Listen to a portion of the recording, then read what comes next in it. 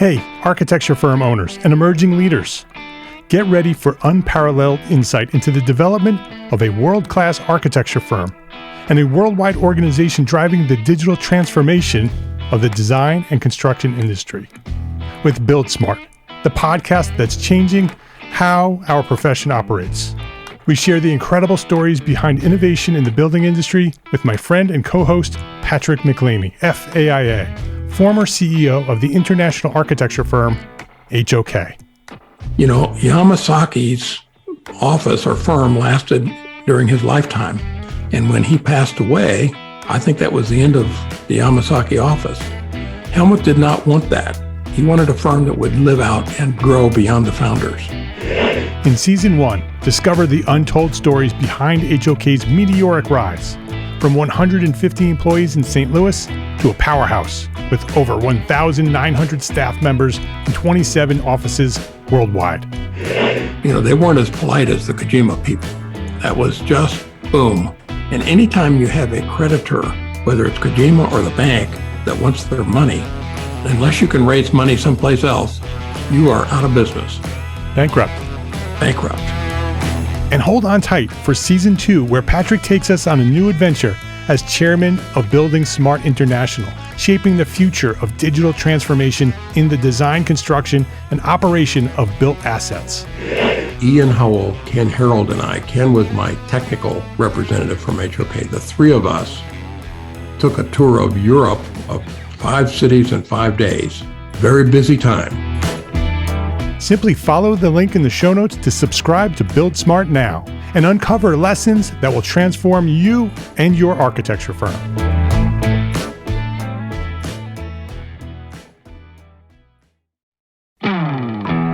Hey, architecture firm owners and emerging leaders. Get ready for unparalleled insight into the development of a world-class architecture firm and a worldwide organization driving the digital transformation of the design and construction industry. With Build Smart, the podcast that's changing how our profession operates. We share the incredible stories behind innovation in the building industry with my friend and co-host, Patrick McLamey, FAIA, former CEO of the international architecture firm, HOK. You know, Yamasaki's office or firm lasted during his lifetime. And when he passed away, I think that was the end of the Yamasaki office. Helmut did not want that. He wanted a firm that would live out and grow beyond the founders.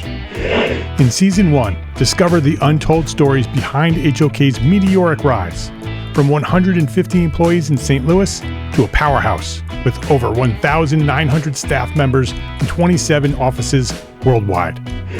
You know, they weren't as polite as the Kojima people. That was just boom. And anytime you have a creditor, whether it's Kojima or the bank, that wants their money, unless you can raise money someplace else, you are out of business. Bankrupt. And hold on tight for Season 2, where Patrick takes us on a new adventure as chairman of Building Smart International, shaping the future of digital transformation in the design, construction, and operation of built assets. Ian Howell, Ken Harold, and I, Ken was my technical representative from HOK. The three of us took a tour of Europe of 5 cities in 5 days. Very busy time. Simply follow the link in the show notes to subscribe to Build Smart now and uncover lessons that will transform you and your architecture firm.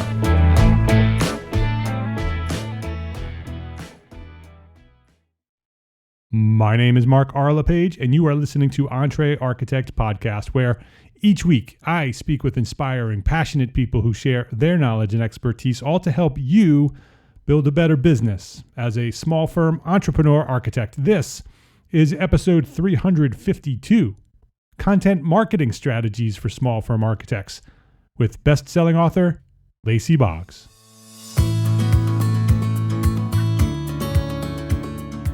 This episode of EntreArchitect Podcast is supported by our platform sponsors. ARCAT, the online resource delivering quality building material information, CAD details, BIM, specifications, and so much more. And Monograph, the time tracking and project management tool built for architects, by architects. Lacy Boggs, welcome to EntreArchitect Podcast. Thank you so much. Glad to be here. It's great to have you here. This is going to be fun. This is a topic that I love to talk about, and so it's great to have you here. I'm hoping that this might be one of those episodes that we can send people to when they ask us about content marketing and why content marketing and how content marketing, sort of a primer on what it is, and maybe even talk a little bit about strategy. I think that might be fun. Let me introduce you before we get into all of that. Lacy Boggs is a content strategist, author of the best-selling Kindle ebook, Make a Killing with Content. We'll have a link to that. And she's also the director of the Content Direction Agency. She helps small business owners grow their practice with content marketing. So today we're going to talk about content marketing. Before we even start, and even before I ask you your origin story, I just want to mention your website. I love your website. If anybody has any question about how to build a website that works, I'm sure it works because it's very well designed, very well put together. It's simple, it's straightforward, and it's beautifully branded. And I noticed that everything you do is branded with that typeface, which I love. Mm-hmm. Even the emails you sent me are in that typeface. So lacyboggs.com, you should go check that out. I just wanted to start off with that. We'll talk about that at the end as well, but definitely go check that out. Let's get into your origin story. I want to share with the audience where you discovered your passion for what you do today, and share that story from that moment to where you find yourself today. Sure. Thank you. Well, I've always been a writer since I was a kid. I've always enjoyed writing. I took a detour in college. I actually had a teacher in junior high tell me that it was very hard to make a living as a writer and that I should find something to fall back on. And so being a teenager, I decided that film would be a great thing to fall back on from writing because clearly it's much easier to make a living there. So I actually went to college and got a degree in moving image arts, which is a fancy artsy-fartsy way to say film school. And then I went to Hollywood and had some very soul-sucking jobs and a very soul-sucking commute. That's Hollywood for you. Yeah. And finally realized that Hollywood and I really didn't get along and had a quarter life crisis and went back to writing, which was my first love. So how did you know to go back to that? Or is it just the fallback? That's what I know. That's what I'll do. Yeah. It was interesting. I was doing some really horrible temp jobs and I started writing on the side, like literally on yellow legal pads. I was writing out stories because my brain was just not being engaged by the temp job I was doing. Yeah. And so that was when it kind of occurred to me like, hey, maybe you should try that again. And I got a job in PR for a while in California. And then when we moved to Colorado, I applied at a creative temp agency here, which, and I told them I was a copy editor and they're like, you don't have any, like literally zero copy editing experience on your resume. But I convinced them to give me the test and I scored 100%. And the guy said, I've never seen anybody score 100% on that test. So that's actually how I got back into it. And so long story short, I was a journalist before I moved into this business. I was working for a hyper-local magazine here in Colorado. I was their food editor, which nice work if you can get it. Getting paid to eat is pretty awesome. But we were so small. Such a small team. I was doing 60 to 80 hour weeks. Every month on deadline, we were there till 3 or 4 in the morning. And then I got pregnant and I thought, this is not sustainable with a child. And so, my husband and I talked about it and I decided to go freelance. And so that first year I started a food blog because that's what you did in 2011 if you were a food writer. Right. Yeah. And I didn't understand anything about the business model of it. So the blogging did great. I was able to attract a huge audience. I was getting 10,000 hits a month, 1,000 people on my email list. I was guest blogging for one of Martha Stewart's magazine's websites. And I made like $4,000 for the whole year. So super successful. I lovingly call that my 4-figure year. So my husband took me aside at the end of the year and said, I love that you're staying home with our baby. I love that you're doing this thing and I need you to make a little more money. Yeah. And I said, I have a new idea. Maybe other people will pay me to blog for them. And that's where this business was born. And that was 8 years ago now. So we've been doing this for a while. I started out just me, and now we have a team of 8. And we are, interestingly, all women and all moms. I didn't start out with that in mind, but it's become a real part of my why, helping other moms do what I wanted to do, stay home with their kids, but still use their brains and get paid for it. I want to dive into all of that. Because I love stories. It's a long and winding road. I love the story of behind people, how they get to where they go. I may even create a podcast about just that, because I really love that. And so I want to take you back to Hollywood, where you realized this wasn't going to work. And that moment where you're like, I'm just not going to do this. I'm going to do something else. That must have been a really difficult time for you to do that. Yeah, absolutely. Because my whole, persona had been built around that for years. Yeah. And that's why I bring it up, because there are architects that have worked their whole life to become an architect. And then they get there and they're like, oh, this is just not what I expected it to be. Yeah. And some of them leave, and some of them should leave, right? They should find their true calling, their true passion. And some should continue and push through and find the place in architecture that they should be. I think so many architects stay because they've worked so hard and they've identified themselves as an architect, and it was just part of their story. And like, I never had an alternative. When I decided I was going to be an architect when I was 10, and I locked in. Right? And now I'm podcasting, and I've created a platform, and I do a little bit of practice with my wife because she's an architect as well. But my focus and my passion is EntreArchitect and what we're growing for the profession. And so I'm still in the profession. I'm still clearly an architect.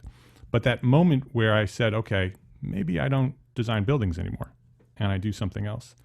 How did you get through that? How do you get through, I've worked hard, I've spent money on film school, I've moved myself to this position, and it's clearly not where I should be. There should be something else. And writing came back, right? The true purpose, the true passion came back to you.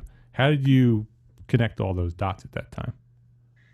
Boy, I'm not sure I did at that time, but 2020 hindsight, looking back now, I can see that my passion has always been in storytelling. I like to tell stories. And that took a form in filmmaking. And, it was just so difficult. It's such a closed circuit in Hollywood. And I had applied for a big prestigious internship and made it. It's like a 9-month application process, and they get something like 3,000 applications for 30 spots. And I made it to the last 100, and that makes it even harder. I know, right? Went for the group interview, which was like the next to the last stage. I was one of only 2 or 3 women there, and I was cut from that stage. And I don't know that it was because I was a woman, but I was definitely cut at that stage, and I was definitely in the minority. And it just became so hard. And I realized that I wasn't passionate enough about it to put in the work that it would have required, and the sacrifice, and the not seeing my husband, and the 4-hour commutes every day. I got so tired, and I was like, I'm not willing to do this anymore. So that's how that happened. Right. But what's fascinating about it is just that now I have built this life and this business that gives me the white space and the freedom that I was craving back then, that I wasn't willing to give up. You know what I'm saying? Like, I wasn't willing to be that person that was going to go to whatever, all the lengths you would have to go to work in that industry. So while it was really hard at the time, I really don't regret it at this point. Yeah. I think life is so much about following the opportunities that come before you, right? There are roads, right? I feel that I'm on a path, right? And that path often diverges, right? There are multiple places I can choose one, right? But I believe that there is a path that I should be on, right? And sometimes I veer off that path, and I always find myself coming back to the one that sort of is the right one. When I look back and I say, oh, that's the same path all the way through. And I never really realized it as I moved through it. And so sometimes it's just about making those hard choices to pick the path that you know is right inside, but it may be the much more difficult path. So I wanted to bring that up a little bit because I recognize that moment in your life that I think a lot of architects experience. And it's a difficult one. And so I just wanted to maybe help some of those people who are in that position now to power on with one of those paths that you know is the right path, whether it's architecture or not. Now I want to get into even more difficult conversation. When I'm in. Let's go. You're home. You're doing your thing with the $4,000 a year job. Your husband comes to you and says, you need to make more money. We need to survive here. We need we need more money, right? The bills are coming in and we don't have enough.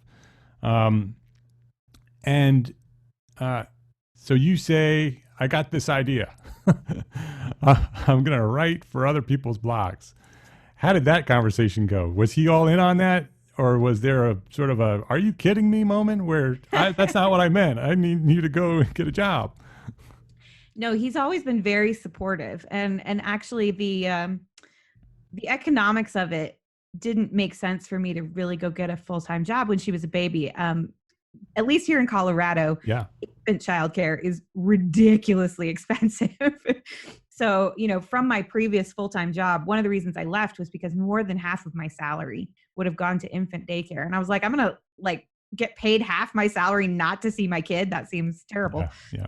So he said, I think I made $4,000 or $5,000 that year. He said, I'd like you to triple your income for the next year. So my goal was $15,000, which looking back is wow, that's not that much. But at the time it seemed monumental, But no, he was extremely supportive, and he was like, I want you to keep doing what you're doing. We just need to figure out a better way to do it, which I'm glad he said it, because it really lit a fire under me to do better and to do more. And I find that I work better with an external goal. So not necessarily just me saying, triple your income, but when he said, I think this is what we need to do, I was like, yes, I'm going to do that. Right. It becomes our goal, right? Now you have accountability. You say, okay, we're going to commit to this. I'm going to do whatever I need to do to achieve this. And now I have the support and the accountability of my husband to say, go do that. Right. Yeah, and I have that same thing with my wife. We had a booming architecture firm. And I had this passion, right? Mm-hmm. And this passion grew, and it just kept growing and growing and growing. The architecture firm grew too, but this grew much faster, much bigger, and consumed much more of my time.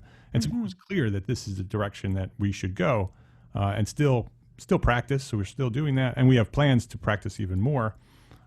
But something you said about it gives you the freedom and the white space to pursue the things that you really love to do. And that's what's happening with me, is that EntreArchitect is growing. Gābl Media is now a second company that we've started. Those things are growing, gives me the freedom to go back and do the architecture the way I want to do the architecture, right? In a completely different way, because I've continued on this path. And so I want to get into content marketing here. Right. Because this will be a 3-hour conversation, because you and I we could just keep are talking. Connecting well here. So let's get into content marketing, because I wanted to get into the moms too, but I think that may take us down another. We'll have you come back to talk about that. Yeah. Let's talk about content marketing. So everybody's hearing this. We hear it on the internet. Content marketing. Clearly, it's something to do with putting content out there.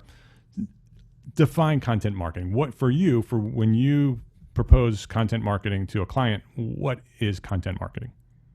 Yeah, to me, content marketing is anytime you are having a conversation with a potential customer with the goal of leading them to a sale. So that could be any conversation anywhere, right?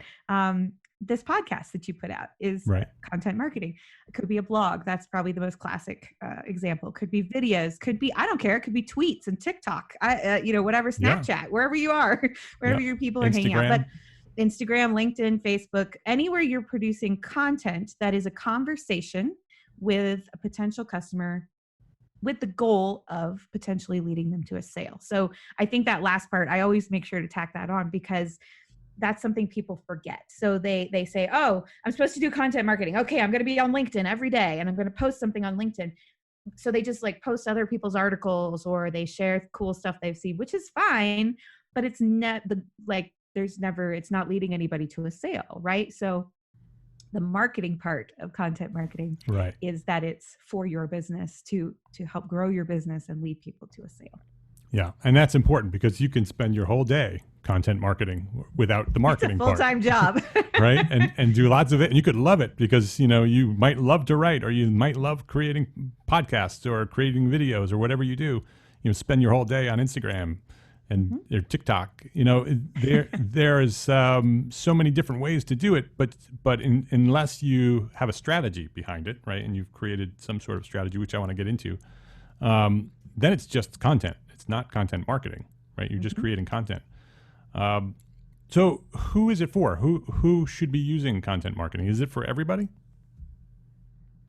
Yes, with a caveat. I mean, I think if your business is solely based on referrals and you're fine with that and you're growing at the pace you want to grow, great. Do that.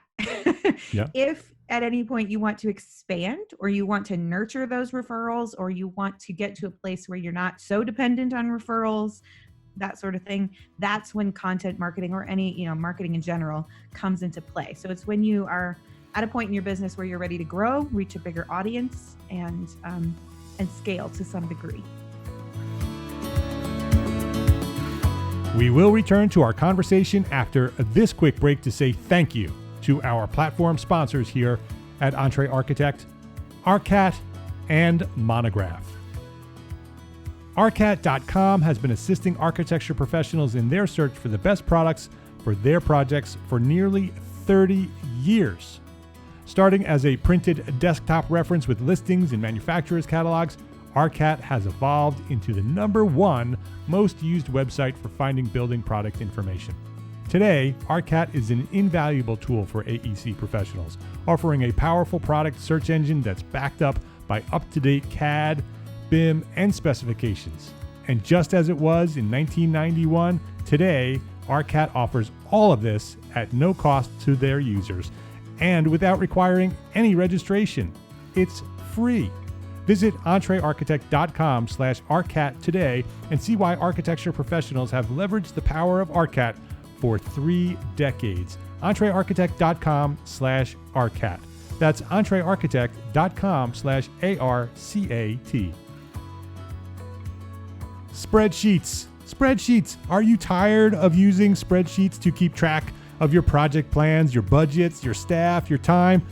Our friends at Monograph know what that's like because they're architects too.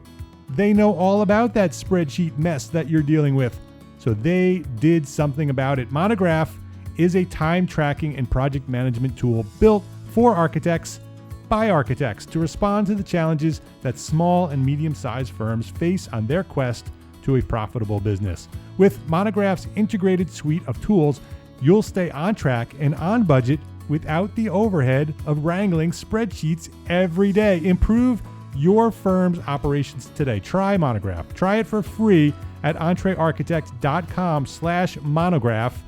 Ditch the spreadsheets. Visit EntreArchitect.com/Monograph and try Monograph right now for free. Please visit our platform sponsors today and thank them for supporting you, the EntreArchitect community. Why would I pick content marketing over advertising or some other way of marketing? Right. So advertising is what we call outbound marketing. So we're reaching out to those people to pull them in. So if you think about like TV advertising, for example, is mass marketing. If we're watching a program, they don't know that we want a pizza, but they're going to try to sell us that pizza regardless, right? I might be vegan and not eat pizza, not eat cheese, but hey, they're still going to try to sell me that pizza.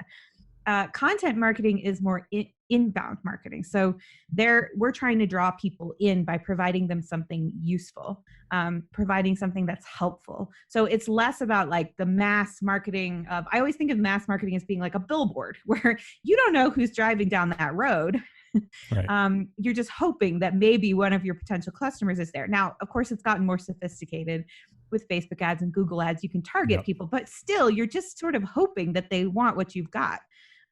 With inbound marketing, you're actually bringing them into you. They are self-selecting and saying, I'm interested in this thing. So to me, it's just more appealing in that sense. I think there's a balance of both for lots of businesses. I don't think there's one that's better than the other. Yeah. But to me, inbound feels less like in your face, spammy used car salesman, and more like, hey, when you're ready and when you need me, I have a solution for you.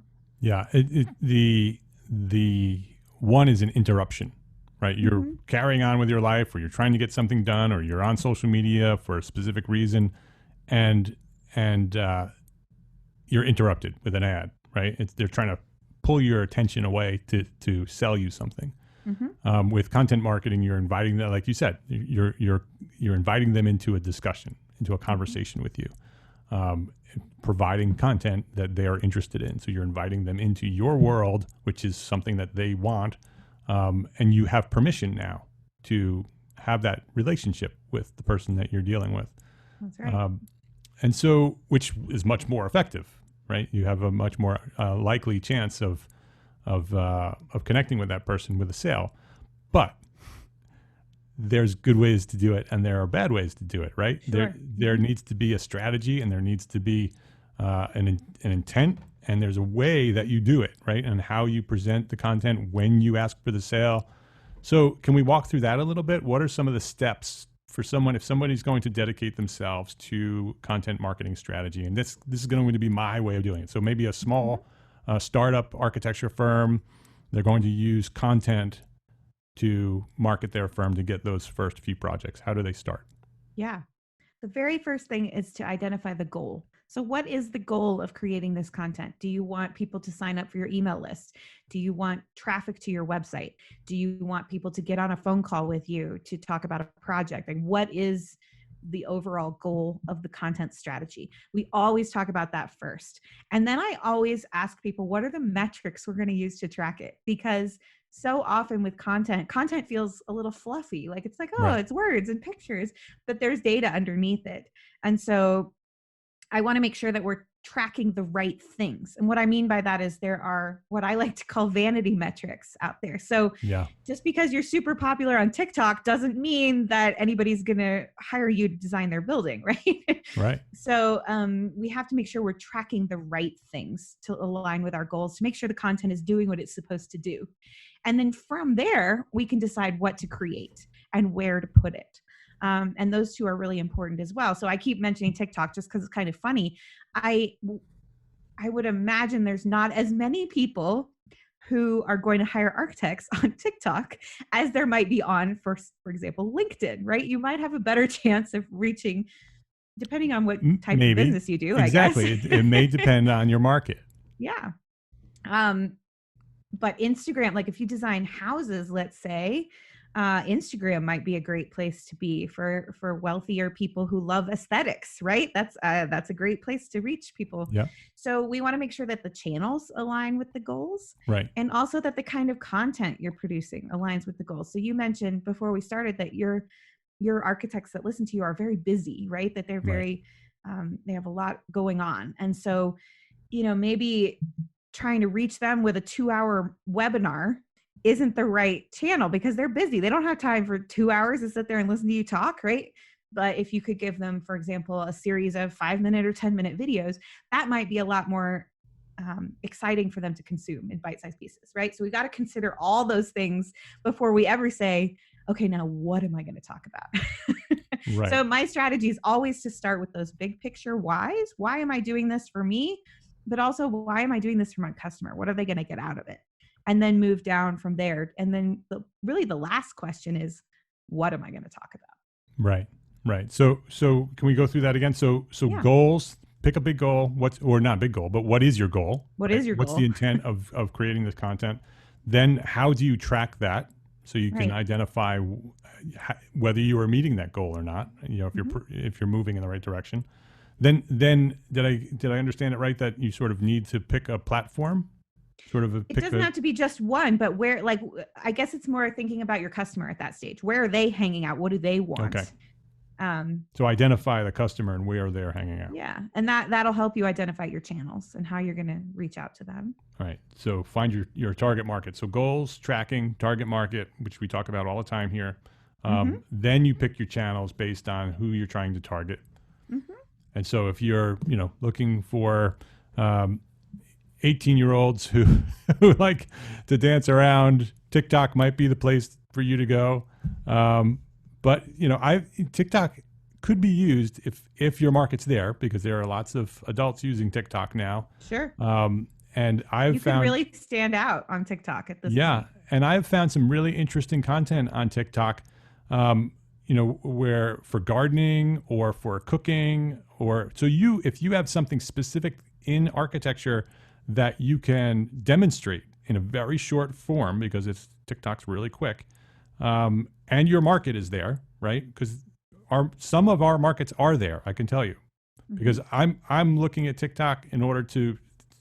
It's very entertaining, first of all. Yeah, it's a lot of fun. Yeah, and it's addictive, right? Because it's just constantly flipping through, and it has an algorithm that starts to show you content that you're interested in. So if you are looking for cooking, or if you're looking for cars, which is something I like hot rods and fast cars, it starts showing me more of that kind of sort of content. So if somebody's into interiors or architecture, they'll start sending that person more and more of that type of content. I don't want to focus on TikTok, but I wanted to actually identify that it is a potential channel. Yeah. So goals, tracking, target market, decide on the channel, and then start deciding what you're going to provide in terms of content. Right. And that's where we get into what you were asking about, like, how do I lead them to a sale, right? How does the content I'm going to produce actually grow my business? One framework I use a lot, especially so for people like architects, you don't launch something. You don't have a new product that you're going to launch, or a product line, or a Christmas sale, or anything like that. Yeah. So you have to create your own sales cycles to some extent. And so I often recommend for people that they take a month as a unit, and then think about, what am I going to promote during this month?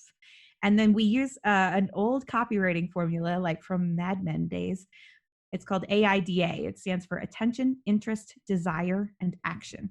And when it was originally designed, it was for a long form sales letter, or what today we might know as like a sales page on the web page. And you would hit all 4 of those points in the letter. But what I realized is you can actually turn it sideways and drip it out over time through blog or videos or whatever it is. So you start, week 1 is your attention post. That's your attention grabber. What's going to grab eyeballs? What's going to get people to click? Week 2 is your interest. What can I teach? How can I hold their interest around this subject? Week 3 is desire. How do I create desire for the solution I have? So a lot of times that's case studies, or even something like, imagine what it would be like if you had this building that would solve all your problems, whatever that is. And the last one is take action. So the last one for an architect might be something like, do you know how easy it is to schedule an appointment with me? Or here's what we do when you fill out my application, or, kind of overcoming any objections they might have. There's no money down. You don't have to pay to talk to me, whatever it is, right?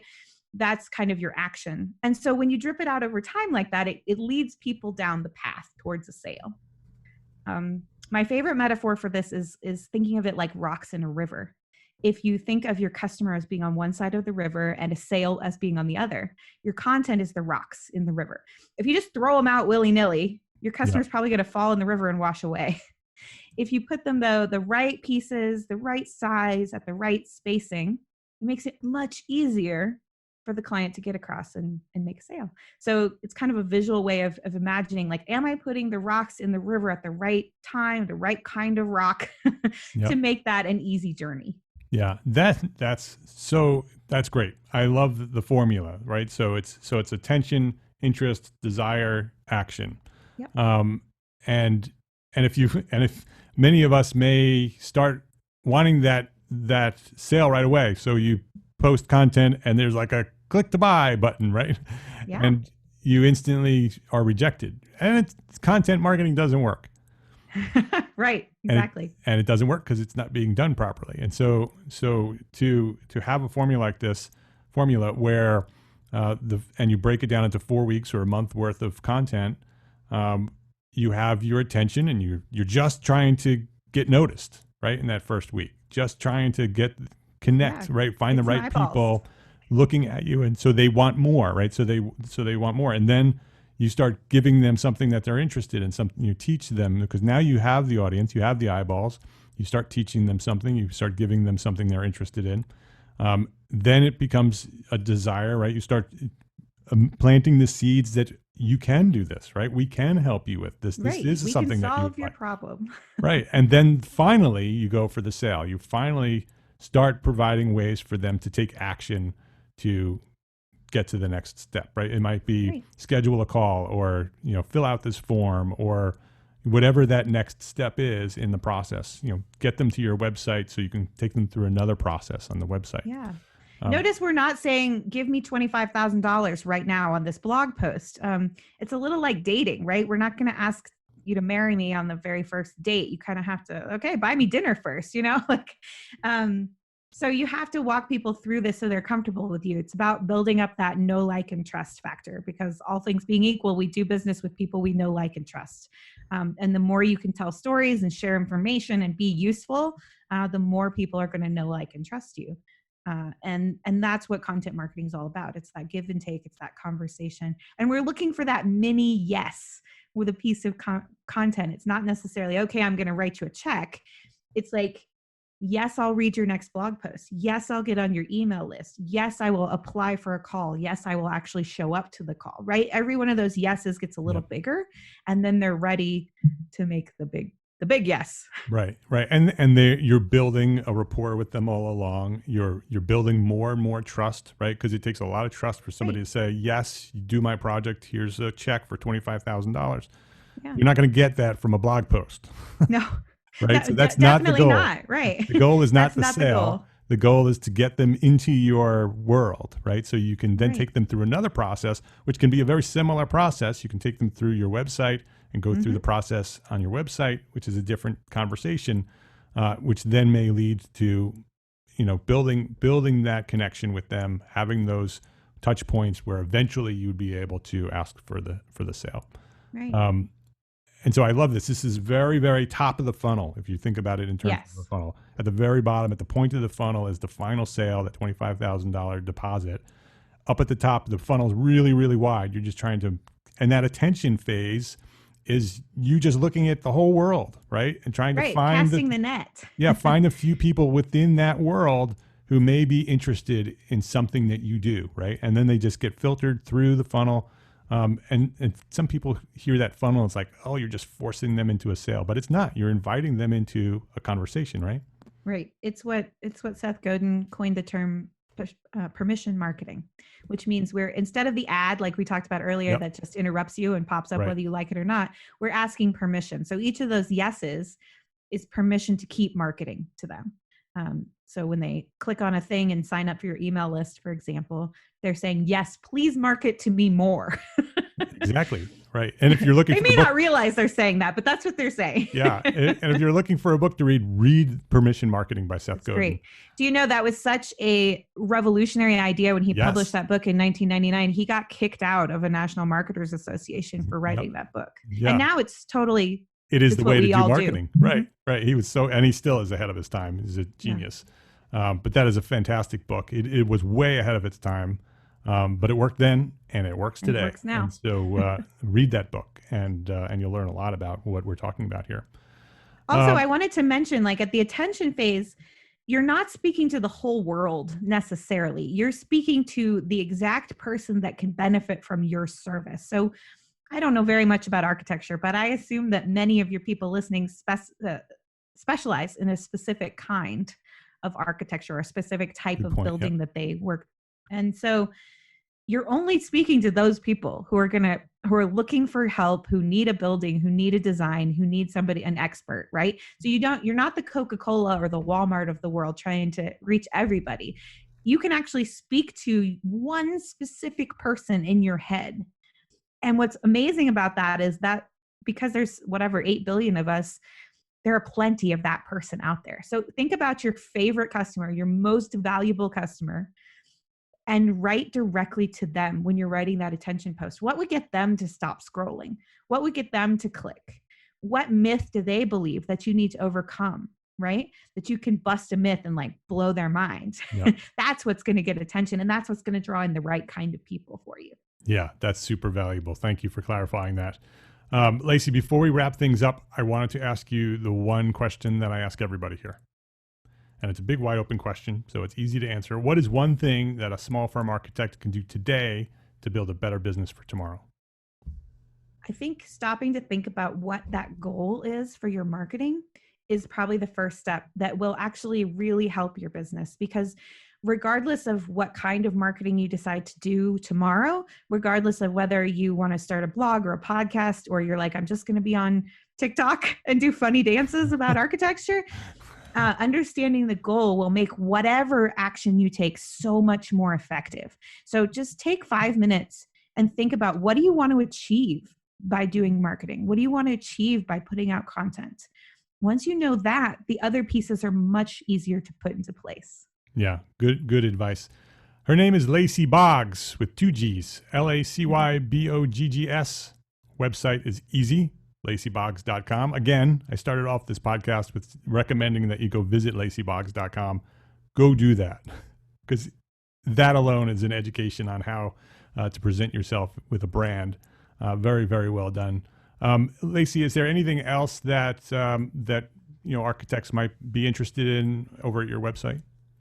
Sure. If you go to lacyboggs.com/library, I have put together a library of resources. It's a very low cost, resource with a whole bunch of my best stuff. So worksheets and videos and stuff to help guide you through creating your own content marketing plan from scratch. And that's a really great way to dip your toe in and see if this is a good thing for you, a good fit for your business. And it's a great way to get a little more information about the stuff. We barely scratched the surface today because I just talk too much, but it's a great way to get a little more in depth about content strategy. I enjoyed our conversation. So lacyboggs.com/library, go visit that and grab that information. Also, I didn't ask you this earlier, so I don't have it written down. Is there any place, since I'm sure, where on social media is a better question, where on social media can people connect with you? Yeah, I'm most active on Facebook. So you can find me on Facebook, search for Lacy Boggs on the Content Direction Agency. But I'm also on LinkedIn and Instagram, so you can check in with me there as well. All right, Lacy, thank you very much for joining us here today and sharing your knowledge at EntreArchitect Podcast. It's been my pleasure. Thank you. It's been a lot of fun.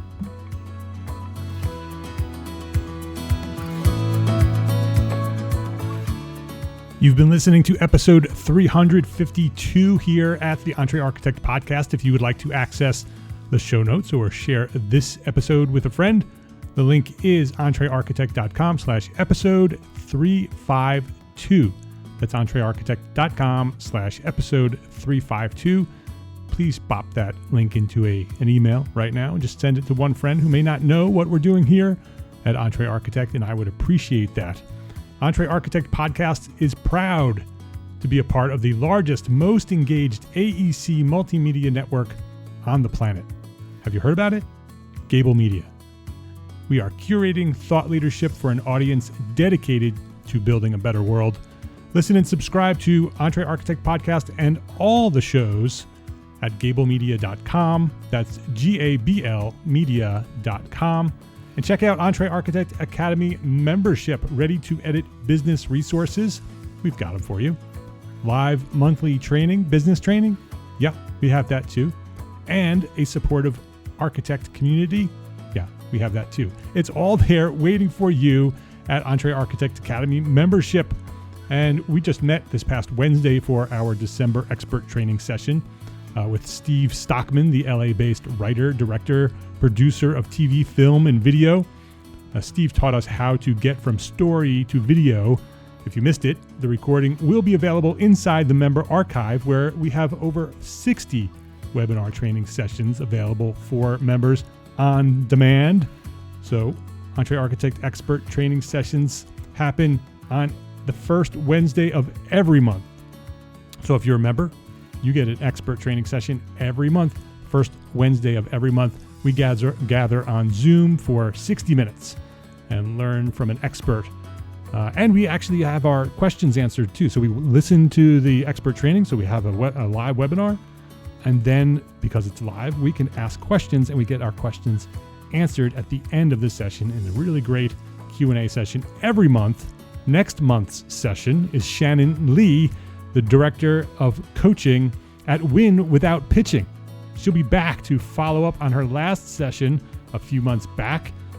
This time she'll be training on the qualifying question. The qualifying question, if you have read the book Win Without Pitching by author Blair Enns, first of all, you should go read that book, Win Without Pitching by Blair Enns. You know that the qualifying conversation is a critical step in the sales process. And Shannon Lee is the director of coaching at the training that Blair Enns does. That's basically what his business is. He is a trainer who trains on sales and marketing. And Shannon runs the training. She's the director of coaching there. And so she's been here before. She is fantastic. She's been on the podcast here as well. And she's coming back in January to teach on the qualifying conversation. If you get that right, you'll be working with your best clients and get paid what you're worth. If you get that conversation wrong or miss it altogether, like many of us, you'll continue to struggle with the wrong clients for your firm. So in addition to the business resources, community, and training, join us live each month for expert training sessions, business training for small firm architects. It's inside the EntreArchitect Academy membership. And something new is coming. Something new is coming to EntreArchitect Academy membership in 2021, this coming month, this coming year, next month. Next is December. That was a quick year, right? Coming in 2021, Simple Systems. You're going to hear a lot about EntreArchitect Simple Systems. They are quick and simple business systems built for small firm architects. For years, you've been telling us that that's what you need to build your business, right? You need to build your business systems. It's the one thing holding you back. These little systems that you haven't yet built for your business to help automate and delegate and do all the eights that you need for your business. Well, Simple Systems, they're coming. And members will get every Simple System for free. We're building them. We're going to build a bunch of them next year. Actually, we're in the process of building them now. They'll be launched next year. And members are going to get every one of them free. You'll be able to buy them outside of membership as well, but members are going to get them for free. So join us now at EntreArchitect membership at EntreArchitect.com/join. You can join us right now and gain all those benefits, all those great trainings and the community and the simple systems that are all in there at EntreArchitect membership, EntreArchitect.com/join. I hope to see you there at EntreArchitect Academy. Be well, my friends. Be happy, be healthy, safe, and secure. Thank you very much for listening to the EntreArchitect Podcast today. Love, learn, and share what you know. Have a great week.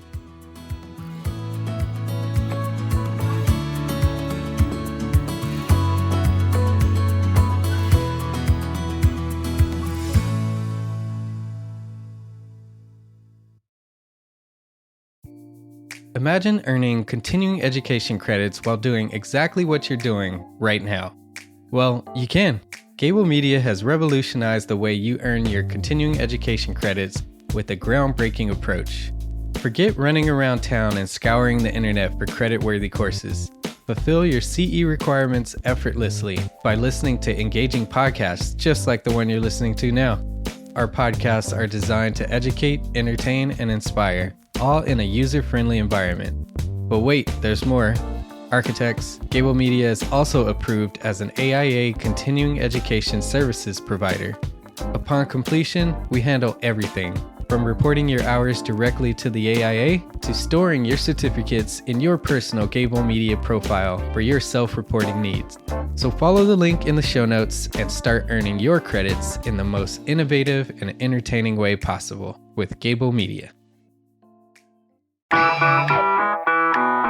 Attention architects and creative minds. Get ready to supercharge your brand with Build Your Brand, the podcast that's unlocking the secrets of branding success for creatives. Hey there, it's Mark Arlepage, founder of EntreArchitect, and I'm inviting you to join my friend, architect marketing expert Jeff Eccles at Build Your Brand podcast, where he explores the captivating stories of the world's top brands and transforms their lessons into powerful moves for small firm architects and creatives like you. In Season 1, Jeff shares the thrilling tale of Southwest Airlines, where he dissects their journey to the summit and distills it into strategies tailor-made for you. It's important to keep in mind that companies like Southwest compete in the real world, just like you, and face real-world challenges, just like you. You might be surprised at how similar those challenges are to the struggles that you grapple with on a day-to-day basis. Don't miss out on your blueprint for success. Subscribe, tune in, and let's build your brand together.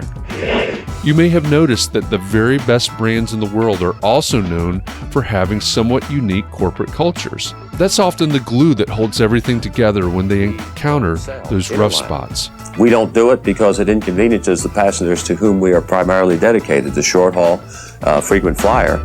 Follow the link in the show notes to subscribe to Build Your Brand today. Remember, no matter the size, the journey's the same. Your brand's journey to the top starts here.